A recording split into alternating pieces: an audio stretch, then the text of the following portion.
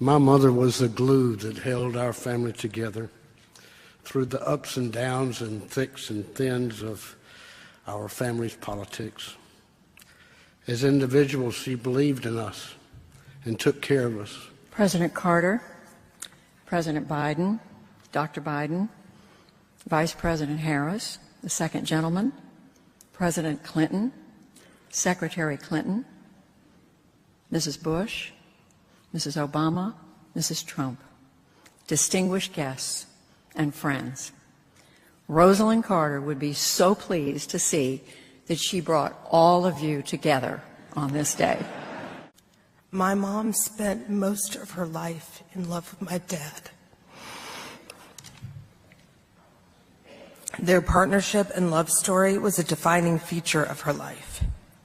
Because he isn't able to speak to you today, I am going to share some of his words about loving and missing her.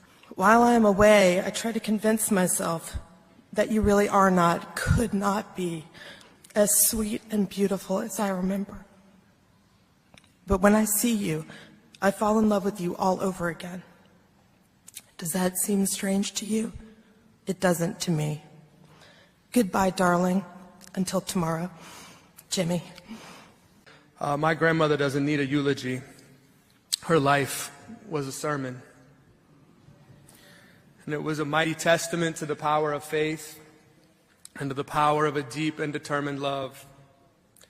And she lived this public love story that we all know of. And she was my grandmother first. And she was like everyone else's grandmother in a lot of ways. Almost all of her recipes call for mayonnaise, for example. We all got cards from her on our birthdays. $20 bill in it. When I was 45, $20 bill. She once told me about this trip, Papa, that y'all took to Havana in the 50s. She said y'all went down there for the night and you didn't get a hotel room. And I said, what'd you do? And she looked at me like, we danced. And we slept on the plane.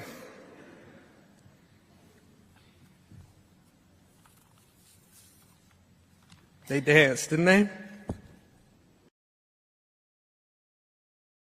Thanks for watching. Stay updated about breaking news and top stories on the NBC News app or follow us on social media.